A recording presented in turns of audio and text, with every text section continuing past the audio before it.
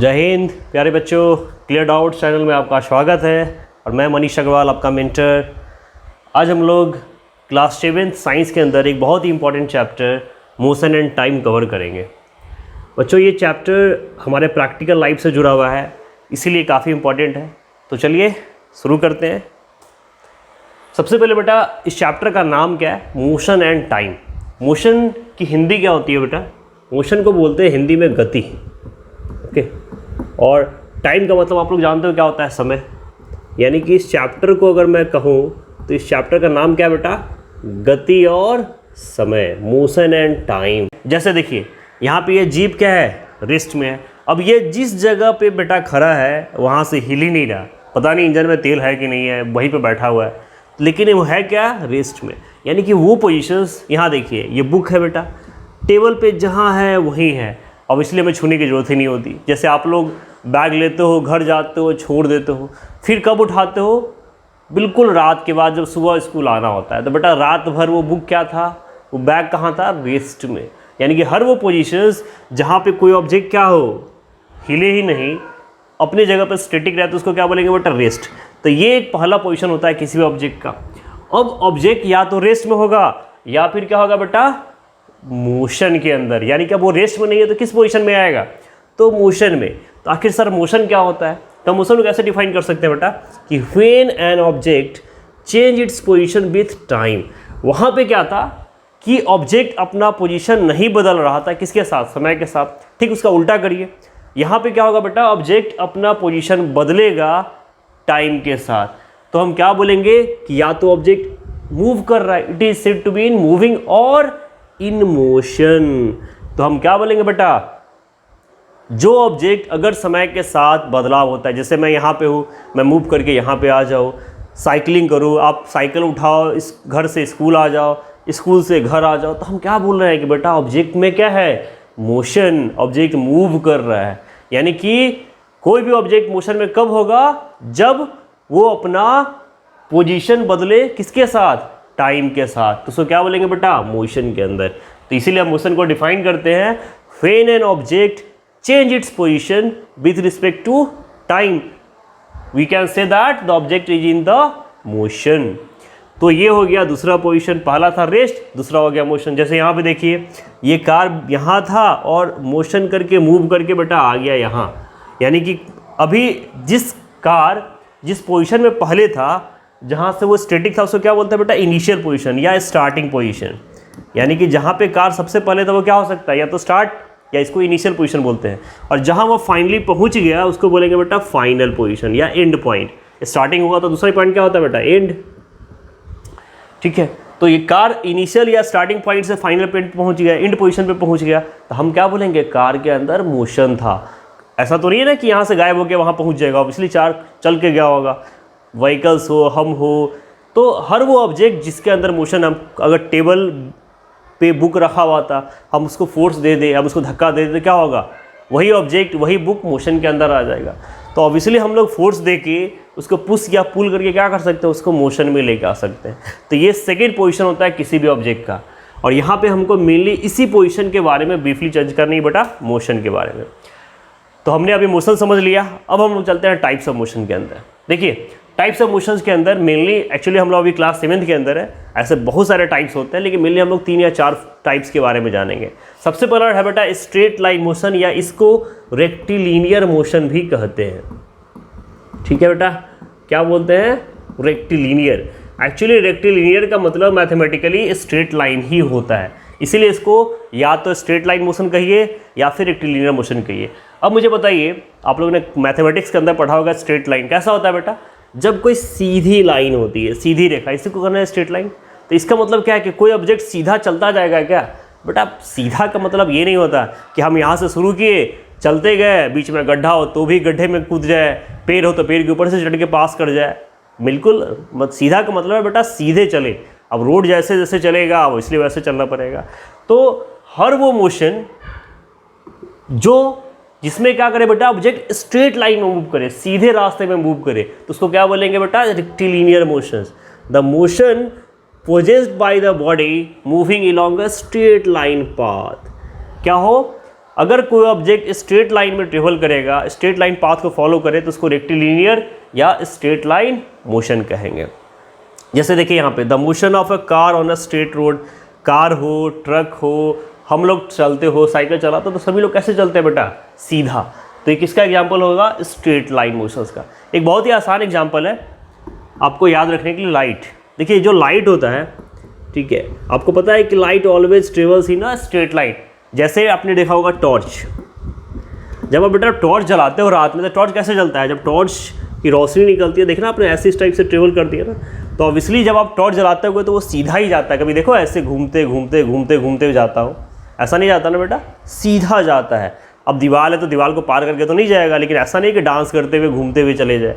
तो ऑब्वियसली वो मोशंस जो स्ट्रेट लाइन के अंदर हो, जैसे आप लाइट का एग्जांपल दे सकते हैं, व्हीकल्स, कार, किसी का भी एग्जांपल दीजिए, हम लोग का चलना, वॉकिंग, दौड़ना, ये सारे एग्जांपल किसके हैं बेटा? स्ट्रेट लाइन के। और इसको रेक्टिलिनियर मोशंस या स्ट्रेट लाइन मोशन कहेंगे। तो ये पहला टाइप था मोशन का। चलिए दूसरा टाइप होता है बेटा सर्कुलर मोशंस। अब देखो इसका नाम ही है सर्कुलर मोशंस, ऑब्वियसली ये बना है सर्कल से, यानी कि अगर कोई ऑब्जेक्ट गोल गोल घूमे, सर्कल के अंदर घूमे, है ना, सर्कल के अंदर, तो उसको क्या बोलेंगे? सर्कुलर पाथ फॉलो करेगा तो क्या बोलेंगे बेटा? Circular motions. The motions possessed by a body where it moves along a circular path. जैसे यहाँ पे देखिए ये एक प्लैनेट है, ठीक है, और ये इसका ऑर्बिट है सर्कुलर, तो ये क्या करे? इसके चारों ओर घूमे सर्कुलर्स, तो अब इसलिए बेटा क्या होगा? ये इसका एग्जाम्पल हो जाएगा सर्कुलर मोशंस का। कोई भी एग्जाम्पल, हम एक सर्कल बनाते हैं, रेडियस के चारों तरफ घूमते रहे, गोल गोल चक्कर लगाते रहे, तो ये किसका एग्जाम्पल होगा बेटा? सर्कुलर मोशंस का। इसके सबसे एग्जाम्पल्स, आप कई सारे एग्जाम्पल्स हो सकते हैं बेटा इसका, लाइक झूला। आपने देखा होगा बेटा झूला गोल गोल झूलता है ना, तो वो किसका एग्जाम्पल हो जाएगा?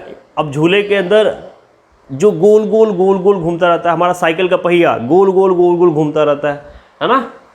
प्लैनेट्स, हमारा सन के चारों तरफ अर्थ घूमता है, अर्थ के चारों तरफ मून घूमता है, तो ये सब किसके एग्जाम्पल होंगे बेटा? सर्कुलर मोशंस के। यानी कि हर वो एग्जाम्पल्स जिसमें एक सर्कुलर पाथ का जिक्र हो, वो सर्कुलर मोशन के अंदर हो जाएगा। तो ये आपका दूसरा टाइप था। जैसे एग्जाम्पल में देखिए motion of the earth around the sun in a circular orbit, obviously earth का हो जाएगा, सन का हो जाएगा। तो ये सारे एग्जाम्पल्स में आप क्या बता सकते हैं कि ये सर्कुलर मोशंस का एग्जाम्पल है। चलिए नेक्स्ट मोशन की हम बात करें तो नेक्स्ट मोशन है हमारा बेटा पीरियडिक मोशंस, ठीक है। तो ये जो हमारा पीरियडिक मोशन होता है, देखिए यहाँ पे एक वर्ड है पीरियड, ठीक है। तो पीरियड का मतलब क्या होता है बेटा? पीरियड का मतलब होता है कि जब कोई ऑब्जेक्ट अपने आप को एक निश्चित समय के बाद ना बेटा रिपीट कर लेती है। जैसे मैं एक छोटा सा एग्जांपल आपको बताता हूँ। आपके स्कूल में, जब आपके स्कूल में आप लोग बोलते हैं बेटा फर्स्ट पीरियड है, सेकंड पीरियड है, थर्ड पीरियड है, तो आप वहाँ भी पीरियड लगाते हो। क्यों लगाते हो? आज तक सोचा कभी? देखिए होता है क्या बेटा कि अगर आपका फर्स्ट पीरियड सपोज 9 बजे लगा होगा, तो आपने देखा होगा सेकेंड पीरियड ठीक अगर मान लीजिए 40 मिनट का इंटरवल है तो 9:40 में लगता है, थर्ड पीरियड 10:20 में लगता है, यानी कि हर 40 मिनट्स के बाद आपके अलग अलग पीरियड्स लगते हैं। तो इसका मतलब है कि जो एक बेल से दूसरे बेल के बीच का इंटरवल था कितना था? 40 मिनट का। इसीलिए हमने उसको बोला पीरियड, क्योंकि हर 40 मिनट के बाद वो अपने आप को क्या कर रहा है? रिपीट कर रहा है। ठीक उसी तरीके से अगर कोई भी ऑब्जेक्ट अगर मोशन में है और एक निश्चित समय के बाद फिर से वहीं पे आ जाए, अपने आप को मोशन को रिपीट कर ले, तो उस टाइप के मोशन को हम लोग बोलते हैं बेटा पीरियडिक मोशन। जैसे इसका एग्जाम्पल अभी हमने एक एग्जाम्पल देखा था सर्कुलर मोशन का बेटा अर्थ। पता है आपको इंटरेस्टिंग क्या है कि वो पीरियडिक मोशन का भी एग्जाम्पल है। कैसे? देखिए आपको पता है कि दिन और रात होते हैं, है ना, महीना बदलता है बेटा, साल बदल जाता है, और आपने पढ़ा होगा छोटे क्लासेज में ईवीएस के अंदर कि ये सारी चीज़ें होती क्यों है? क्योंकि अर्थ रिवॉल्व करता है, घूमता है, किसके ओर? अपने एक्सिस पे भी और सन के चारों ओर भी। तो ये अर्थ के रोटेशन रिवोल्यूशन के कारण ही ऐसा होता है। तो आखिर क्यों ऐसा होता है? कभी ऐसा, अच्छा दिन और रात कितनी देर में होते हैं बेटा? 24 आवर में ना, 24 घंटे बाद तारीख बदल जाती है, दिन और रात बदल जाता है। ठीक 30 या 31 दिन के बाद महीना बदल जाता है। 365/4 यानी कि 365 दिन के बाद साल बदल जाता है। अच्छा कभी ऐसा हुआ है कि कभी एक साल 360 दिन का हो और दूसरा साल 370 दिन का हो गया हो? नहीं होता है ना। या दिन आज 24 घंटे का है, कल 30 घंटे का हो गया, कल 20 ही घंटे का हो गया, ऐसा नहीं होता। क्यों नहीं होता? इसका मतलब ये है कि अर्थ हमेशा एक निश्चित समय के बाद अपने आप को रिपीट करता होगा। सन के चारों ओर घूमो तो भी और अपने एक्सिस पे घूमे तो भी। तो ऑब्वियसली हमने यही तो बोला है ना बेटा कि अगर कोई ऑब्जेक्ट अगर मोशन में है और एक रेगुलर इंटरवल टाइम के बाद अपने आप को क्या करता है, रिपीट कर लेता है, तो उसको हम क्या बोलते हैं, पीरियडिक मोशंस। तो वो बेटा सर्कुलर मोशन का तो एग्जाम्पल था ही, पीरियडिक मोशन का भी एग्जाम्पल हो सकता है। ऑब्वियसली हो नहीं सकता बेटा, है। जैसे आप घड़ी देखिए, घड़ी की जो सुई होती है, आपने देखा होगा घड़ी की सुई में मिनट की सुई होती है, सेकेंड की सुई होती है, आवर की सुई होती है। वो हमेशा अगर एक आवर 60 मिनट का होता है तो क्या दूसरे आवर 30 मिनट का होता है क्या? ऑब्वियसली वो भी 60 मिनट का ही होगा। यानी कि हर 60 मिनट के बाद घंटे की सुई अपने आप को रिपीट करती होगी ना, तो वो किसका एग्जाम्पल हो जाएगा? फिर से ये पीरियडिक मोशंस का एग्जाम्पल हो जाएगा। और वो गोल गोल घूम रहा है तो वो सर्कुलर मोशन का भी एग्जाम्पल है। तो देखिए ऐसा नहीं कि एक मोशन दूसरे मोशन का एग्जाम्पल नहीं हो सकता है, एक ही एग्जाम्पल कई सारे मोशंस के एग्जाम्पल्स हो सकते हैं, ये भी ध्यान रखना है आप लोग को। ओके, लेकिन यहाँ पे एक एग्जाम्पल दिखाया बेटा बहुत इंपॉर्टेंट है, ये है पेंडुलम। पेंडुलम को मैं और डीप से आपको बताता हूँ अभी। तब ये समझिए कि पेंडुलम में देखिए क्या होता है बेटा कि ये करता है to and fro. To and fro का मतलब होता है आगे पीछे डोलना, है ना, आगे पीछे, है ना, जिसको बोलते हैं डोलना, आगे पीछे डोलता रहता है। जैसे झूला है ना बेटा, आप झूले में बैठते हो, धक्का मारते हो, अभी आगे जाता है, फिर पीछे जाता है, फिर आगे जाता है, फिर पीछे आता है, तो ऑब्वियसली उसको बोलते हैं टू एंड फ्रो मोशंस। और ये भी किसका एग्जाम्पल है? पीरियडिक मोशन है। क्यों? क्योंकि जितना देर में झूला आगे गया उतने ही दूर में वो पीछे आया, तो एक निश्चित समय में ना आगे पीछे जाता है, इसीलिए बोलते हैं कि वो भी किसका एग्जाम्पल है बेटा? पीरियडिक मोशंस का। अब चलिए इस पेंडुलम को थोड़ा समझते हैं अच्छे से। देखिए बेटा इस पेंडुलम में क्या होता है कि सबसे पहले इस पेंडुलम में क्या होता है, देखिए ये एक किसी भी सपोर्ट से, हैंग से ये लटका होता है, और ये जो बीच का पोजीशन होता है बेटा, इसको ये ना जो गोला सा है इसको बोलते हैं बॉब। क्या बोलते हैं बेटा इसको? बॉब। अब जिस समय ये स्टैटिक अभी ये बस लटका हुआ है, तो अभी इसका पोजीशन क्या है? रेस्ट में। हमने देखा था अगर कोई ऑब्जेक्ट अगर मूव ना करे तो उसको क्या बोलते हैं बेटा? रेस्ट बोलते हैं ना। तो इसका पोजीशन क्या है? रेस्ट। अब सोचिए कोई आया, इसको धक्का मार के गया, इसको इधर धक्का मार दिया, इधर धक्का मार दिया, तो होगा क्या? अगर इधर मारे तो ये इधर आएगा मोशन में। सपोज यहाँ आके रुक गया, ठीक है, तो वहाँ जाकर रुक जाएगा क्या? हवा में लटका रहेगा क्या? ऑब्वियसली नहीं, वो फिर से पीछे लौटेगा और इस साइड जाएगा, है ना, इस साइड जाएगा। तो देखो एक बार इधर जाएगा, एक बार इधर जाएगा, ठीक है, तो एक बार तो ये जो है ना, इसीलिए बोलते हैं कि टू एंड फ्रो, एक बार आगे एक बार पीछे, एक बार आगे एक बार पीछे। तो this is the example of periodic motions. क्योंकि इनके बीच में जो अगर यहाँ मान लो यहाँ पे टाइम T1 लगेगा, तो यहाँ भी बेटा टाइम T1 ही लगेगा। इस पोजीशन से इस पोजीशन के बीच में लगने वाला टाइम और फिर से वापस आके इस पोजीशन में लगने वाला टाइम हमेशा सेम होता है। इसीलिए बोलते हैं कि एक निश्चित समय के बाद ये अपने आप को रिपीट कर रहा है। तो this is also example of periodic motions. और ये होता है पेंडुलम, जो आपने घड़ी में देखा होगा बेटा, एक है ना, हर 1 घंटे के बाद वो आवाज़ देती है टन टन, और ऑब्वियसली इसमें हमेशा वो झूलता रहता है इसी की तरह से। अच्छा पोजीशन याद रखिएगा, ये जब बीच की पोजीशन होती है बेटा, इसको बोलते हैं मीन पोजीशन, ठीक है। मीन का मतलब क्या होता है? माध्य, बीच में, ठीक है। और जो वो दोनों पोजीशंस थे उसको बोलते हैं बेटा एक्सट्रीम पोजीशन, मीन पोजीशन और एक्सट्रीम पोजीशन। तो ये आपका पेंडुलम था, जो किसका एग्जाम्पल है बेटा? पीरियडिक मोशंस का। अगर मैं नेक्स्ट बात करूँ तो नेक्स्ट और भी सारे एग्जाम्पल है बेटा। जैसे यहाँ पे आपके क्लास 7 में 3 ही दिखाया गया, लेकिन पीरियडिक मोशंस के अलावा एग्जाम्पल आप देख सकते हो, रिवोल्यूशन मोशन होता है, रोटेशनल होता है। तो ये सारे एग्जाम्पल्स कहीं ना कहीं उसी के अंदर आते हैं। लेकिन चलिए यहाँ पे 3 ही की चर्चा की गई थी, हम आगे बढ़ते हैं। नेक्स्ट है बेटा देखिए स्लो और फास्ट। अब हम बात कर रहे हैं मोशंस की, तो देखिए मोशन तो होता है, लेकिन मोशन कई सारे टाइप में होता है। जैसे कभी कभी हम बहुत धीरे धीरे चलते रहते हैं, कभी हम बहुत तेज़ी से भागते हैं, गाड़ी की स्पीड कभी बहुत ही स्लो होती है, गाड़ी की स्पीड कभी बहुत ही तेज़ होती है। ताकि हम कैसे समझ पाते हैं इन चीज़ों को कि कोई ऑब्जेक्ट स्लो है या फास्ट है?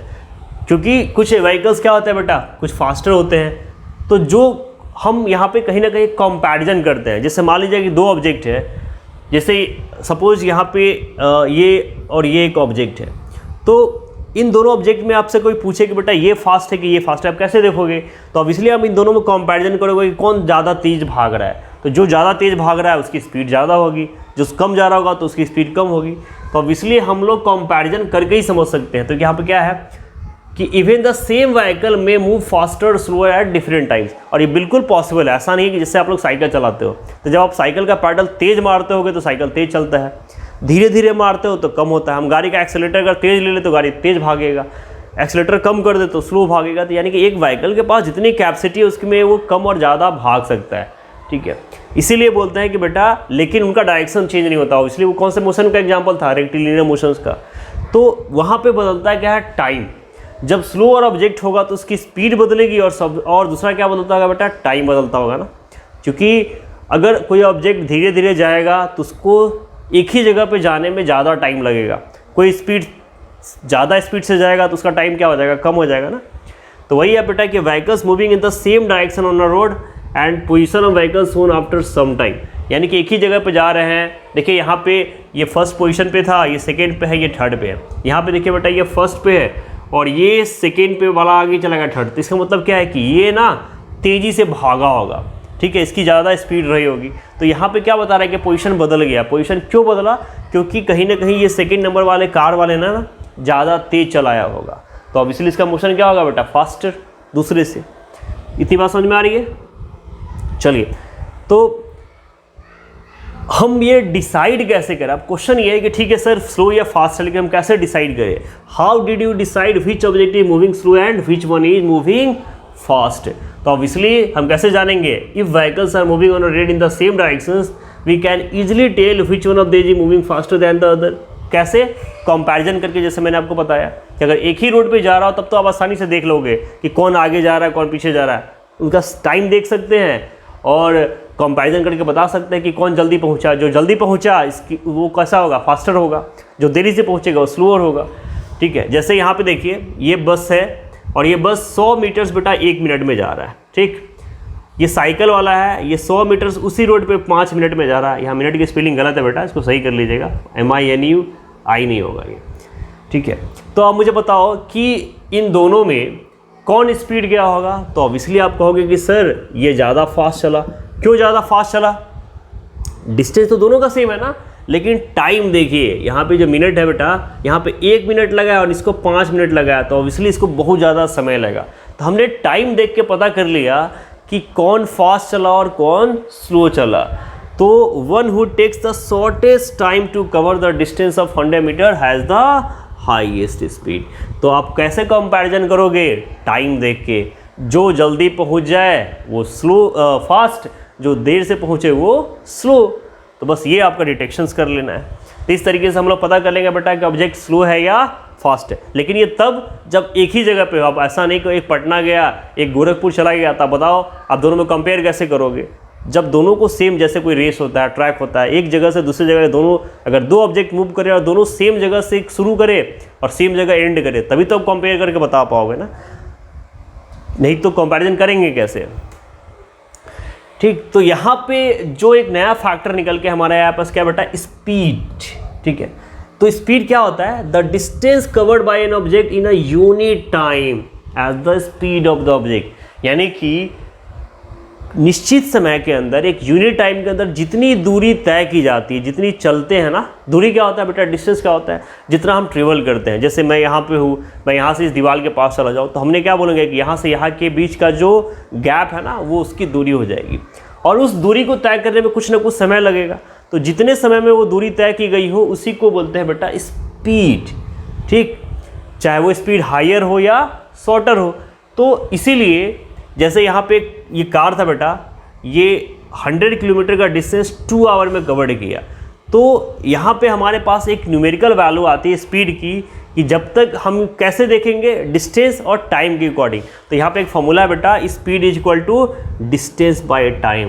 यानी कि स्पीड कैसे कैलकुलेट कर सकते हैं, जितना डिस्टेंस चले और जितने टाइम में चले। तो हम बोल सकते हैं बेटा कि speed is equal to what, distance by time. ये फॉर्मूला आप लोगों को याद रखना है, ठीक है। स्पीड क्या होता है बेटा, डिस्टेंस बाय टाइम के बराबर होता है। और देखिए ये 100 किलोमीटर आपसे पूछे तो कैसे निकलेंगे, 100/2, यानी क्या इसका स्पीड क्या है, 50 किलोमीटर पर आवर, ठीक है। स्पीड का ऐसा यूनिट क्या होता है बेटा, देखो स्पीड का ऐसा यूनिट याद रखिएगा, वही होता है जो हमने अभी लिखा था, किलोमीटर पर आवर, या फिर मीटर पर सेकेंड।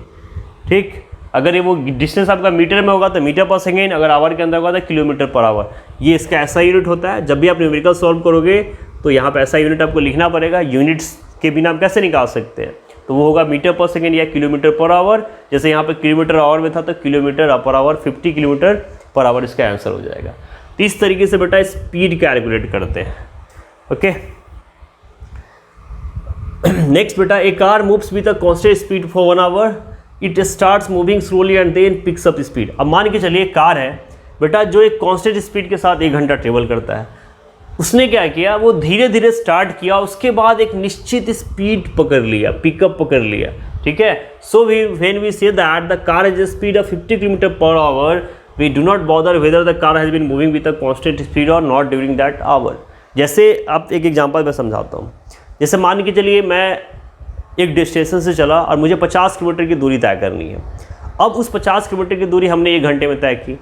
अब ऐसा तो नहीं होता ना बेटा कि हम अगर यहाँ से स्टार्ट करें और 50 किलोमीटर ट्रेवल करें तो सेम स्पीड से चलते हैं। अब पता है आपको, देखिए रोड है तो रोड में ट्रैफिक्स होती है, रोड में गड्ढे होते हैं, तो हमेशा हम एक कांस्टेंट एक यूनिफॉर्म स्पीड के साथ मूव नहीं कर सकते। और इसलिए बीच में हमने कई बार स्पीड को आगे पीछे किया होगा, लेकिन हम हर छोटे छोटे टाइम इंटरवल के साथ स्पीड को कैलकुलेट नहीं कर सकते। इसलिए हम क्या देखते हैं कि हमने जहाँ से स्टार्ट किया और जहाँ हम पहुँचे उस बीच में कितना समय लगा, वो एक एवरेज टाइम होता है जो हम लोग कैलकुलेट कर लेते हैं। ठीक है, तो उसमें हमको कांस्टेंट वैल्यू नहीं देखना है, इसीलिए हम लोग टोटल टाइम देख लेते हैं। दैट इज द रीज़न कि स्पीड को या एवरेज स्पीड की हम बात करें तो उसको हम कैसे डिफाइन करते हैं बेटा, टोटल डिस्टेंस कवर्ड, यानी कि जितनी भी दूरी हमने तय की है वो टोटल डिस्टेंस और टोटल टाइम कितना लगा। दैट मीन्स द स्पीड में एक यहाँ पे एक एवरेज स्पीड का फॉर्मूला आपका हो जाएगा। यहाँ पे किसका, ये एवरेज स्पीड का, कि इस एवरेज स्पीड किसके बराबर होता है, total distance covered by total time. जितना हमने दूरी तय किया और जितना हमें समय लगा वो क्या हो जाएगा, एवरेज स्पीड। मैं आपको छोटे से एग्जांपल समझाता हूँ। जैसे सपोज ये पॉइंट है ए, ओके, यहाँ से हम बी पॉइंट पे आए, हम सी पॉइंट पे आए, डी पे आए, हमको यहाँ पहुँचना है, इस डी पॉइंट पे पहुँचना है। ठीक, अब हमने देखिए डी तक पहुँचने के लिए हम यहाँ से मान के चलो, यहाँ हमारी स्पीड थी 10 किलोमीटर पर आवर। ओके, यहाँ पे या 1 मिनट, ठीक है, यहाँ पे स्पीड है हमारी 10 किलोमीटर का डिस्टेंस है और इसमें मुझे लगा है बेटा 1 घंटा।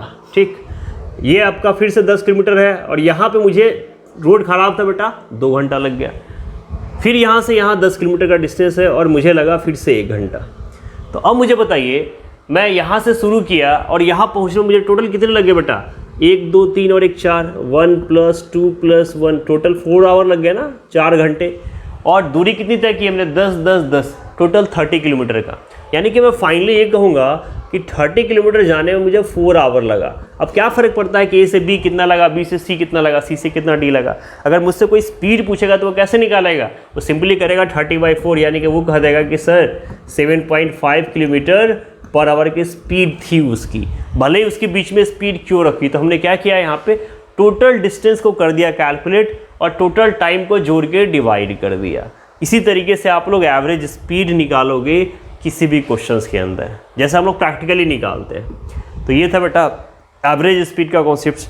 अब चलिए आगे बढ़ते हैं। तो देखिए एक मोशन था बेटा कांस्टेंट, अब जो मैंने आपको एग्जांपल दिया था तो उसको हम कौन सा मोशन कर सकते हैं बेटा, उसको हम कहेंगे नॉन यूनिफॉर्म, क्योंकि वहाँ हमने क्या देखा था कि एक 10 किलोमीटर के लिए टाइम कुछ और लग रहा था, दूसरे 10 किलोमीटर के अंदर टाइम कुछ और लग रहा था, फिर तीसरे 10 किलोमीटर के अंदर टाइम कुछ और लग रहा था। यानी कि वहाँ पे बार बार स्पीड बदल रहा है, दूरी के हिसाब से टाइम बदल रहा है। तो उसको हम इस तरीके से डिफाइन कर सकते हैं कि if the speed of an object moving along a straight line keeps changing, यानी कि जैसे ये बॉल है बेटा, यहाँ पे 1 मीटर है, 3 मीटर है, 6 मीटर, 12 मीटर, 21 मीटर। यहाँ पे क्या दिया है, distance table in first second, पहले सेकेंड में वो 1 मीटर गया, दूसरे सेकेंड में 3 मीटर चला गया, तीसरे सेकेंड में 6 मीटर गया। तो यहाँ देखिए बार बार डेटा बदल रहा है, यानी कि दूरी बदलती जा रही है। समय इंटरवल फिक्स है 1-1 मिनट का, लेकिन दूरी बदल गया, या फिर दूरी सेम रहे समय बदल जाए, बात वही है। दोनों कंडीशंस में हम क्या बोलेंगे बेटा, नॉन यूनिफॉर्म मोशंस का एग्जांपल है। और प्रैक्टिकली अगर आप सोचिए तो इस अर्थ पे ना हम लोग हमेशा नॉन यूनिफॉर्म मोशन ही फॉलो करते हैं, इसलिए हम लोग एवरेज स्पीड निकालते हैं, क्योंकि इतने हम लोग यूनिफॉर्म मोशन में अर्थ पे तो नहीं चल सकते। अब हवा के अंदर उड़ना हो तो अलग बात है, बट यहाँ पे तो नहीं कर सकते। तो ये होता है बेटा नॉन यूनिफॉर्म मोशंस। और यूनिफॉर्म मोशंस क्या, जब एक ऑब्जेक्ट एक कांस्टेंट स्पीड के साथ मूव करता रहे। जैसे मान लीजिए किसी ऑब्जेक्ट की स्पीड अगर 50 किलोमीटर पर आवर की है, तो वो 50 किलोमीटर पर आवर की स्पीड से ही घूमता जा रहा है, चलता जा रहा है। ये चीज़ कौन मेंटेन करता है? जैसे मान लीजिए एरोप्लेन, एक एरोप्लेन जब अपनी ऊंचाई पे पहुंच गया, उसकी स्पीड है 500 किलोमीटर पर आवर, और उसी स्पीड पे वो 2 घंटे तक उड़ान भर रहा है, तो वो हम क्या बोलेंगे बेटा कि उसकी कौन सी स्पीड है? वो यूनिफॉर्म स्पीड है। ठीक, तो यूनिफॉर्म मतलब निश्चित, जिसमें चेंज ना हो टाइम के साथ। और यहाँ पे क्या है? जिसमें बार बार बदलता रहे डिस्टेंस टाइम के साथ, या टाइम बदलता रहे बार बार। तो किसका एग्जाम्पल होगा? नॉन यूनिफॉर्म मोशंस का। तो ये 2 कैटेगरी थी मोशंस की, यूनिफॉर्म और नॉन यूनिफॉर्म। जो मैंने आपको यूनिफॉर्म मोशन बताया बेटा, सेम वही चीज़ है कि an object moving along a straight line with a constant speed. जैसे देखिए यहाँ पे 5 मीटर का डिस्टेंस है और सबको लग रहा है 1-1 सेकेंड का टाइम। तो कोई भी ऐसा ऑब्जेक्ट जो सेम टाइम में, सेम दूरी सेम टाइम में कवर करे, तो उसको क्या बोल रहे हैं बेटा? यूनिफॉर्म मोशंस में। तो यहाँ पे देखिए जो एवरेज स्पीड हो, तो और इस केस में ना एवरेज स्पीड और एक्चुअल स्पीड चेंज नहीं होता है, इसलिए यहाँ पे same formula total distance by total time, उससे डिवाइड कर दीजिए, हमको क्या निकल जाएगा? एवरेज स्पीड निकल जाएगा। तो यही 2 एग्जांपल्स होते हैं, यूनिफॉर्म और एक दूसरा नॉन यूनिफॉर्म। नेक्स्ट, अभी तक हमने देखा बेटा मोशंस के बारे में, मोशंस में नॉन यूनिफॉर्म, यूनिफॉर्म, उसके टाइप्स कवर किए। अब हम लोग थोड़ी सी टाइम की बात करते हैं, क्योंकि चैप्टर्स का नाम ही है मोशन एंड टाइम। तो मोशंस को अब हम लोग टाइम से जोड़ेंगे और फिर टाइम के रिस्पेक्ट में रीड करेंगे। तो बेटा देखिए, टाइम जिसका मतलब होता है समय, जो हमेशा चलता रहता है, आपकी घड़ी में, हमारे घड़ी में अभी भी चल रहा होगा। तो आखिर उसको मेजर कैसे करते हैं? जैसे कुछ एग्जांपल देखिए, एक्टिविटी देखिए, the sun rises every day in the morning. Obviously सूरज को आपने देखा होगा, हमेशा सुबह में निकलता है, कभी शाम में निकलते हुए देखा है? मैंने तो नहीं देखा बेटा। दिन, the day time between one sunrise and the next sunrise, एक आज उगा और फिर कल अगले दिन सूरज निकलेगा, तो फिर शाम होने से पहले वो दिन का सनराइज है, सनसेट है, महीना है, साल है, ईयर है। तो ये जो चेंजेज होते हैं, जो मैंने चर्चा भी जस्ट थोड़ी देर पहले की थी, तो आखिर इसका मेजरमेंट कैसे करते हैं बेटा? तो जैसे ईयर फिक्स होता है टाइम टेकन के बाद, 1 रेवोल्यूशंस के बाद। ये अर्थ है, इसके क्योंकि क्या होगा ना, ये अर्थ देखिए, ये इसके चारों जो चक्कर लगाएगा बेटा ना, एक फिक्स टाइम में लगाएगा। इनका जो इंटरवल होता है, वही पीरियडिक मोशंस वाला जो एग्जांपल मैंने आपको समझाया था, आपके क्लॉक्स है, वॉच है, तो ये सारे क्या बेटा फिक्स टाइम में होते हैं। तो वहाँ पे जो आपने देखा, जैसे मान लीजिए 1 साल, 1 ईयर का टाइमिंग है आपका 365 1/4, ठीक है, या एवरेज आप लोग 365 या लीप ईयर में 366 करते हो। तो ये जो 365 या 366 डेज है, 1 साल के बाद बदला, तो ये क्यों हुआ? क्योंकि अर्थ एक निश्चित समय में घूमता है। तो आखिर ये डेज का कैलकुलेशंस हमारे पास है ना, टाइम का कैलकुलेशन है ना। तो आज तो ज़माना बेटा बहुत आगे बढ़ गया है, तो हमारे पास वॉच है, डिजिटल वॉच है, पता स्मार्ट वॉच, पता नहीं क्या क्या वॉच है। लेकिन ऐसा नहीं कि स्टार्टअप से ये सारे डिवाइसेज हमारे पास थी। तो हर वो डिवाइस जो टाइम को मेजर कर सके, है ना, जो मेजरिंग कर सकते हैं, जैसे आपके क्लॉक्स हैं, वॉचेज हैं, ये एक मेजरमेंट टेक्निक्स है जिसके द्वारा कैलकुलेशंस किया जाता है। लेकिन स्टार्टिंग से ऐसे नहीं किया जाता था बेटा। तो ये जो मेजरमेंट कैसा है, जैसे यहाँ पे देखिए, ये हमारे पास वॉल क्लॉक है, टेबल क्लॉक है, डिजिटल क्लॉक है, स्मार्ट वॉच होता है। तो ये कुछ एग्जांपल्स हैं, और ये सारे एग्जांपल्स किसके हैं? पीरियडिक मोशंस के। इसी क्रम में सिंपल पेंडुलम है, ये बीच के पोजीशंस में आ गया, मैंने आपको ऑलरेडी एक्सप्लेन किया हुआ है। तो हम आगे बढ़ते हैं बेटा, ठीक है। अब अगर यूनिट्स ऑफ टाइम स्पीड को देखते हैं, अगर टाइम्स ऑफ स्पीड के यूनिट की बात करें तो बेटा टाइम, इसका यूनिट होता है सेकेंड, और इसका सिंबल होता है एस, ठीक है। अगर लार्जर यूनिट की बात करें तो देखिए, इसका यूनिट होता है आवर, मिनट, है ना, लीप ईयर, ये भी आपका एक टाइम का यूनिट है। तो मेनली आपका सेकेंड, आवर और मिनट जिसका हम लोग यूज करते हैं। और कैलकुलेशंस में आपको पता है कि 1 आवर 60 मिनट के बराबर होता है, 1 मिनट 60 सेकेंड के बराबर होता है। आई थिंक ये आपको दोबारा बताने की जरूरत नहीं पड़ेगी। तो जैसे जैसे यूजेज होगा उसके हिसाब से आप लोग यूनिट्स यूज करोगे। जैसे एक एग्जांपल दिया गया है कि आपका जो एज है बेटा ये ईयर्स में दिया गया है, वो दिन और आवर में नहीं होता है। क्यों? क्योंकि साल ज़्यादा होता है ना, उसका कैलकुलेशन टफ पड़ेगा। तो लेकिन उसको हम लोग कन्वर्ट कर सकते हैं, जैसे 1 डे 24 आवर के बराबर होता है, 1 मंथ 30 डेज का होता है, 1 ईयर 12 मंथ्स का होता है। जैसे फॉर एग्जांपल किसी बच्चे का उम्र 10 साल है, अगर आपको कोई पूछे बेटा इस 10 ईयर को मंथ में बताओ कितना मंथ हुआ, तो आपको पता है कि 1 ईयर में कितने मंथ होते हैं? 12। तो 10 ईयर में कितने मंथ होंगे बेटा? 10 और मल्टीप्लाइड कर दो 12 से, यानी कि 120 आवर। 120 कितने होंगे ये? मंथ। अगर आपको मंथ को आवर में बदलता हो, डे में बदलना हो तो उसमें बदल दीजिए। तो ये अगर आप ये यूनिट्स याद रखिए, कैलकुलेशंस तो आप कर सकते हैं। अगर थोड़ा बहुत मैथमेटिक्स जो आपको बहुत अच्छे से आता है उस पर कमांड करिए और इस पर वर्क कर लीजिए। तो इस तरीके से आप लोग मेजरमेंट कर सकते हैं, कैलकुलेशंस कर सकते हैं। ठीक, स्पीड का यूनिट मैं ऑलरेडी आपको बता चुका हूँ। इसका बेसिक यूनिट क्या होता है बेटा? ऐसा यूनिट मीटर पर सेकेंड। इससे कुछ और भी यूनिट हो सकते हैं, जैसे मीटर सेकेंड को टाइम में निकाला सकता है, किलोमीटर हो सकता है, आवर हो सकता है। कैलकुलेशंस की बात करिए तो फिर से बेटा क्या होता है, 1 मीटर में देखिए 100 सेंटीमीटर होता है और 1 किलोमीटर में 1000 मीटर होता है। तो ये कैलकुलेशंस आपको ज़रूर आना चाहिए।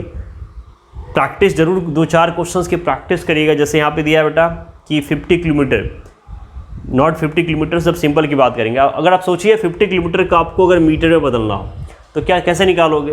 अगर मुझे 50 किलोमीटर को मीटर में कन्वर्ट करना हो तो क्या करेंगे? अब बताइए 1 किलोमीटर में कितना होता है बेटा? 1000 मीटर। तो बताइए 50 किलोमीटर में कितना होगा? सिंपल है, 50 मल्टीप्लाइड बाई 1000, तो कितना होगा? 50,000 मीटर। तो इस तरीके से आप आसानी से कन्वर्ट कर सकते हो, मीटर से किलोमीटर में भी कन्वर्ट कर सकते हो। तो ये आपके ऊपर डिपेंड करता है कैलकुलेशंस कैसे करना है आपको। हमारे पास स्टार्टिंग से ना टाइम मेजरमेंट की कुछ बेसिक्स टेक्निक्स थी, जिसको धीरे धीरे डेवलपमेंट होकर ना आज वॉच और आवर पे है। इसमें कुछ एग्जांपल्स थे बेटा, जैसे सैंड क्लॉक का, ठीक है, जिसमें कुछ एग्जांपल्स है आपको बेटा सैंड क्लॉक का, जिसको आवर ग्लास भी कहा जाता है। यहाँ पे देखिए इस सैंड ग्लास में क्या है, यहाँ पे 2 हिस्से हैं। यहाँ पे एक छोटा सा होल होता है और यहाँ पे सैंड फिल किया जाता है। अब वो सैंड छोटे छोटे छोटे एकदम दानेदार होता है ना, वो धीरे धीरे नीचे गिरता रहता है। इस तरीके से गिरता है, इसको इस तरीके से बनाया गया है कि ठीक 1 घंटे में ये पूरा सैंड नीचे आ जाएगा। उसके बाद फिर इसको उल्टा कर देता है, फिर 1 घंटे बाद। तो यहाँ पे ना बाकी समय तो नहीं बता सकते हैं कि 5 मिनट कितना हुआ, 10 मिनट कितना हुआ, लेकिन हर घंटे के बाद पता चल जाता था। जब वो खाली हो गया इसका मतलब वहाँ पे 1 घंटा पूरा हो गया। इसीलिए इसको बोलते हैं बेटा आवर ग्लास या सेकेंड ग्लास। और इससे कहीं ना कहीं घंटे का, आवर का कैलकुलेशन तो पता चल जाता था। वाटर क्लॉक सेम यही कॉन्सेप्ट था, इसमें वाटर फील्ड होता है, drop by drop water field होता है और 1 घंटे में यहाँ पे खाली हो जाता था। तो ये भी कहीं ना कहीं आवर को बताता था। एक एग्जाम्पल है बेटा सन डायल का। ये बेटा सन के पोजीशन के हिसाब से बदलता है। जैसे यहाँ पे देखिए, यहाँ पे क्या था, जैसे मान लीजिए कि ये एक बम्बू टाइप का लगा होता था और आपको पता है कि सन अपना पोजीशन बदलता है। जब सुबह का टाइम होता है तो उसकी तिरछा होती है, तो वहाँ पे आपको देखता है आपका शैडो बड़ा नज़र आता है। जब आपके सर के ऊपर आता है तो आपका शैडो छोटा नज़र आता है। तो according to the position of sun ना इसके शैडो बदलते थे और शैडो के साइज बदलते थे। तो इसको देख के पता लगाते थे कि अनुमान लगाया जाता था कि उसकी पोजीशन क्या होगी। इसलिए इसको बोलते थे बेटा सन डायल। ये सूरज की रोशनी के, सन का लाइट के हिसाब से इसको कैलकुलेट किया जाता था। नेक्स्ट हम लोग बात करते हैं बेटा स्पीड मेजर्स करने की भी। जैसे आपको पता है स्पीड्स किसी भी डिवाइस का निकालना हो सकता है, चाहे रॉकेट हो, लॉन्चिंग सैटेलाइट्स हो, अर्थ ऑर्बिट हो। हम अपने व्हीकल चलाते हैं, इसका एक टॉर्टोइज मूव कर रहा है 8 सेंटीमीटर पर सेकेंड पे। तो सभी के लिए हमारे पास फॉर्मूला क्या है, speed is equal to distance by time. बड़ा यूनिट हो या छोटा यूनिट्स हो, चाहे दूरी आपका सैटेलाइट का हो चाहे स्पेस का, फॉर्मूला चेंज नहीं होना है। हर जगह हम लोग डिस्टेंस बाय टाइम के फॉर्मूला से ही स्पीड को मेजर करते हैं। ओके, अब चूँकि हमें व्हीकल चलाते हैं तो बेटा हमेशा हम लोग मीटर स्केल लेके तो खड़े नहीं होंगे। तो इसीलिए हमारे पास ना कुछ डिवाइसेज होते हैं। जैसे आपने देखा होगा आपके बाइक में, आपके 4 व्हीलर में 2 डिवाइस लगा होता है। एक डिवाइस होता है बेटा, जैसे यहाँ पे देखिए, ये आपका किलोमीटर पर आवर, ये स्पीड, ये जो है एक बीच में यहाँ और एक ही है। तो ये जो है ना बेटा, ये कांटा जब घूमता है तो ये स्पीड बताता है, और ये है बेटा डिस्टेंस।